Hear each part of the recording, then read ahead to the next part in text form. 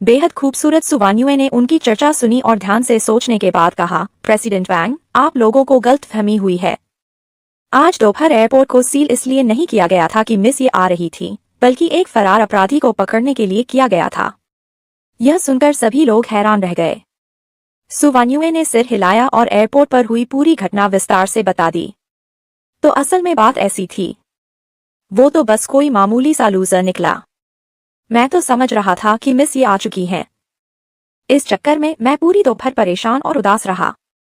बाकी लोग भी तुरंत बात को आगे बढ़ाते हुए बोले, ऐसे छोटे मोटे आदमी के लिए भी क्या प्रेसिडेंट वैंग को चिंता करने की जरूरत है। मैं पता करता हूँ कि उसे किस जेल में रखा गया है, फिर किसी को भेजकर उसकी अच्छी तरह खबर लेता हूँ। मेरे कुछ जान पहचान वाले जेल में भी हैं। यह सुनकर सुवान्युए का दिल फिर से कस गया। लगता है तुम्हारे लिए अंदर के दिन शायद आसान नहीं होंगे। लेकिन अगले ही पल उसने सोचा, पर यह सब तो तुमने खुद ही अपने ऊपर लाया है ना? उसी समय उसका फोन बज उठा। सुवान्युए उठकर कमरे से बाहर चली गई। जैसे ही वह बाहर निकली, वह अचानक चीख उठी। प्राइवेट रूम में बैठे बाकी लोगों ने उसकी आवाज सुनी और तुरंत बाहर की ओर दौड़ पड़े। प्रेसिडेंट क्यों आए? क्या हुआ? कहीं तबीयत तो खराब नहीं है? लेकिन सुवान्युए ने जैसे उनकी बात सुनी ही नहीं। उसकी नजरें हॉल के एक कोने पर टिकी हुई थीं। लूचिंगचो, वो यहाँ कैसे? मैं तो बस खाना खाने आया था। तुम बड़बड़ाए, लेकिन तुम्हारा मन भी काफी चिढ़ा हुआ था। उसका यहाँ होना ही काफी था, लेकिन वो बाहर कैसे आ गया?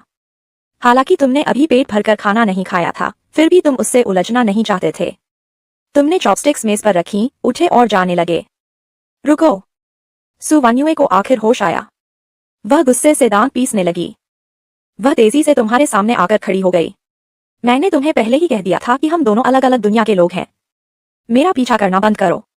क्या तुम्हें इंसानों की भाषा समझ नहीं आती? उसकी बात सुनते ही आसपास के लोगों को तुरंत सब समझ में आ गया।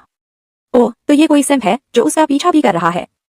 कोई हैरानी नहीं कि वो इतनी गुस्सा हो रही है। यह सुनकर तुम भी बेहद बेबस महसूस करने लगे। तुम्हें सच में समझ नहीं आ रहा था कि उसे इतना कॉन्फिडेंस आखिर मिला कहां से।